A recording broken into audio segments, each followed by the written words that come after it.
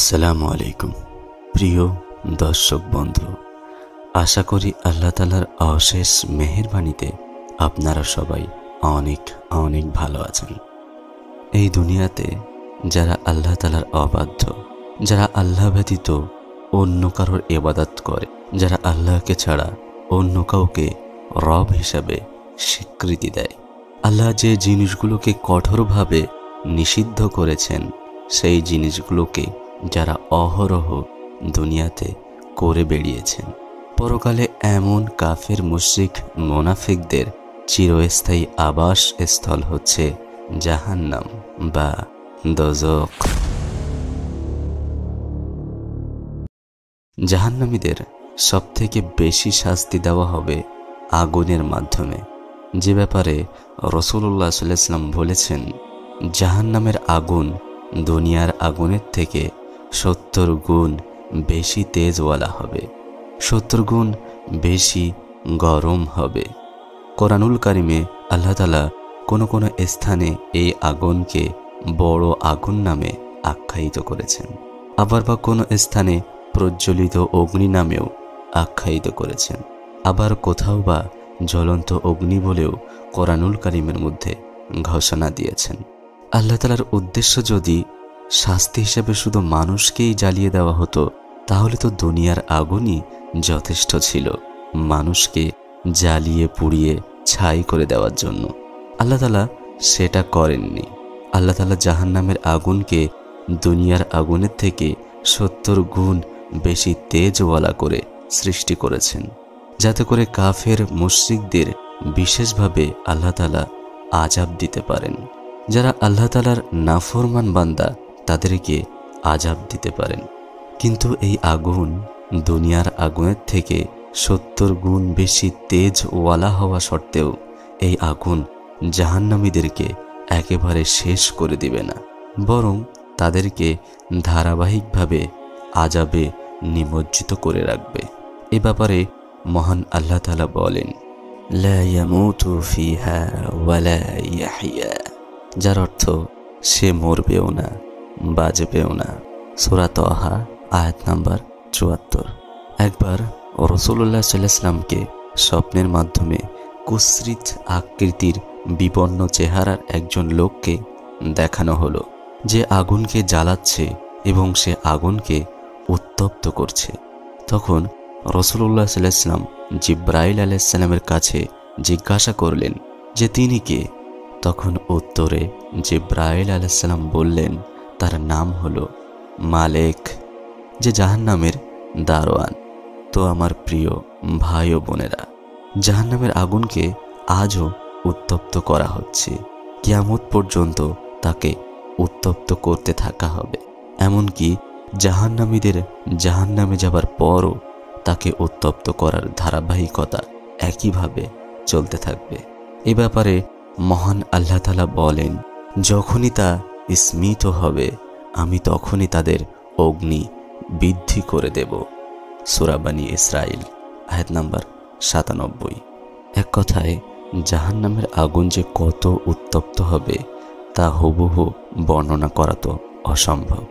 তবে রাসূলুল্লাহ সাল্লাল্লাহু আলাইহি ওয়াসাল্লামের বর্ণনা অনুযায়ী জাহান্নামের আগুনের উত্তাপ পৃথিবীর আগুনের চেয়ে ৭০ গুণ বেশি হবে।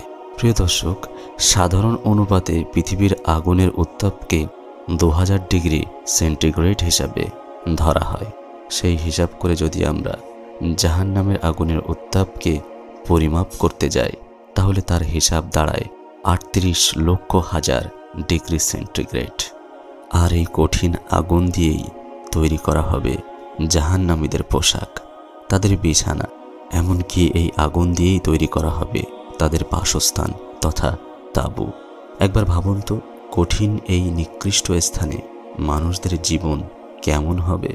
যে মানুষ গরম উত্তপ্ত কয়লাকেও নিজের হাতের উপরে ধরে রাখার ক্ষমতা রাখে না, যে মানুষের পক্ষে জুন জুলাই মাসের দুপুরের ১২টার সময় রৌদ্রের তাপ সহ্য করাটাও অনেকের পক্ষে অসম্ভব হয়ে পড়ে। অনেকে তো দুর্বল হওয়ার কারণে এই গরম সহ্য করতে না পেরে মৃত্যুবরণ পর্যন্ত করে। অথচ রাসূলুল্লাহ সাল্লাল্লাহু আলাইহি ওয়াসাল্লামের বাণী অনুযায়ী পৃথিবীর এই কঠিন গরম জাহান্নামের শ্বাস ত্যাগ বা তাপের কারণ মাত্র। একবার ভাবুন তো, যে মানুষ এই তাপকেই সহ্য করতে পারে না, তারা কিভাবে জাহান্নামের এই কঠিন আগুনকে সহ্য করবে? কিয়ামতের দিন জাহান্নামের এই আগুন দেখে সমস্ত নবীগণ এত ভীত হয়ে পড়বে যে তারা বলতে থাকবে, হে আমার রব, আমাকে বাঁচাও, হে আমার প্রভু, আমাকে বাঁচাও। এই বলে আল্লাহর নিকট নিজের জীবনের নিরাপত্তা কামনা করতে থাকবে। প্রিয় ভাই ও বোনেরা, দুনিয়ার আগুন জ্বালানোর জন্য আমরা লাকড়ি বা খড়কোটা ব্যবহার করি। এখন প্রশ্ন জাগতে পারে, জাহান্নামের আগুন জ্বালানোর জন্য জাহান্নামের আগুনের লাকড়ি কেমন হবে? এ সম্পর্কে মহান আল্লাহ তাআলা সূরা বাকারার 24 নম্বর আয়াতের মধ্যে বলেন, কিন্তু যদি তোমরা এমনটি না করো, আর নিঃসন্দেহে কখনোই তোমরা এটি করতে পারবে না, তাহলে ভয় করো সেই আগুনকে যার ইন্ধন হবে মানুষ ও পাথর, যা প্রস্তুত করা হয়েছে সত্য অস্বীকারীদের জন্য। প্রিয় দর্শক, দুনিয়ার আগুন শুধুমাত্র পারে বাহ্যিক অঙ্গগুলিকে পুড়িয়ে ফেলতে, কিন্তু মানুষের কল্ব তথা হৃৎপিণ্ড পর্যন্ত পৌঁছানো কখনোই দুনিয়ার আগুনের পক্ষে সম্ভব নয়। সেজন্য মহান আল্লাহ তাআলা জাহান্নামের আগুনকে এমনভাবে সৃষ্টি করেছেন, যখন জাহান্নামীদেরকে জাহান্নামে দেওয়া হবে, তখন তাদেরকে জাহান্নামে দেওয়ার সঙ্গে সঙ্গে জাহান্নামের আগুন তাদের হৃৎপিণ্ড তথা তাদের হৃদয়কে গ্রাস করে ফেলবে, অর্থাৎ তার উষ্ণতা তার হৃদয় পর্যন্ত পৌঁছে যাবে। এমনিতেই পৃথিবীর সাধারণ আগুনের গুণ হলো সমস্ত বস্তুকে জ্বালিয়ে ফেলা, কিন্তু পৃথিবীতে এই আগুন হৃদয় পর্যন্ত পৌঁছানোর পূর্বেই মানুষের মৃত্যু ঘটে যায়। কিন্তু জাহান্নামে তেমনটা হবে না, বরং সেই আগুন হৃদয় পর্যন্ত পৌঁছে যাবে, আর মৃত্যুকে হাজারবার আহ্বান করা সত্ত্বেও মৃত্যু আসবে না।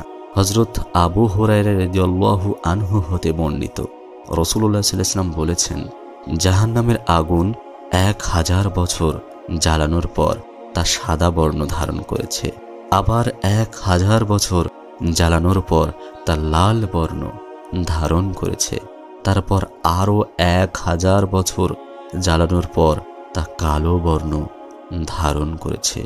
এখন তা গভীর অন্ধকার রাতের মতো কালো হয়ে গেছে। ইবনে মাজাহ। প্রিয় দর্শক, জাহান্নামের শাস্তি দুনিয়ার শাস্তির থেকে কোটি কোটি গুণ বেশি হবে। গুনাহের তারতম্যের জন্য কারো শাস্তি বেশি হবে, আবার কারো বা শাস্তি কম হবে। রাসূলুল্লাহ সাল্লাল্লাহু আলাইহি ওয়াসাল্লাম বলেন, জাহান্নামীদের মধ্যে কোনো লোক এমন থাকবে যে জাহান্নামের আগুন তার পায়ের টাকনু পর্যন্ত পৌঁছে যাবে, কারোর হাঁটু পর্যন্ত পৌঁছে যাবে, কারোর বা কোমর পর্যন্ত, কারোর বা গর্দান পর্যন্ত পৌঁছে যাবে। অর্থাৎ যার গুনাহ যত বেশি হবে তার সাজা তত বেশি হবে। দুনিয়ার আগুন তো শুধুমাত্র শরীরের বাহ্যিক অঙ্গগুলোকেই পোড়াতে পারে, কিন্তু জাহান্নামের আগুনের এমন ক্ষমতা থাকবে যা জাহান্নামীদের শরীর পোড়ানোর পাশাপাশি তাদের হৃদয়কেও পুড়িয়ে ফেলবে। রাসূলুল্লাহ সাল্লাল্লাহু আলাইহি ওয়াসাল্লাম বলেছেন, কোনো জাহান্নামীকে যখন ফুটন্ত পুঁজ পান করতে দেওয়া হবে এবং তাকে পান করতে দেওয়ার জন্য তার সামনে ফুটন্ত পুঁজ নিয়ে আসা হবে, তখন সেটা সে অপছন্দ করবে। তারপর যখন সেই ফুটন্ত পুঁজ তার আরও কাছাকাছি নিয়ে আসা হবে, তখন তার মুখমণ্ডল পুড়ে যাবে এবং তার মাথার চামড়া গলে যাবে।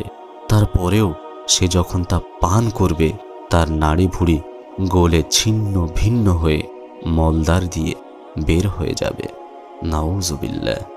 হে আল্লাহ, আমাদেরকে এই জাহান্নামের আযাব থেকে রক্ষা করুন। জাহান্নামে মানুষ, জিন ইত্যাদি নিক্ষিপ্ত হওয়ার পর জাহান্নামকে জিজ্ঞাসা করা হবে, তুমি কি পূর্ণ হয়ে গেছ? উত্তরে জাহান্নাম বলবে, আরও কি আছে? তখন আল্লাহ পাক নিজের কদম দোজখে রাখবেন।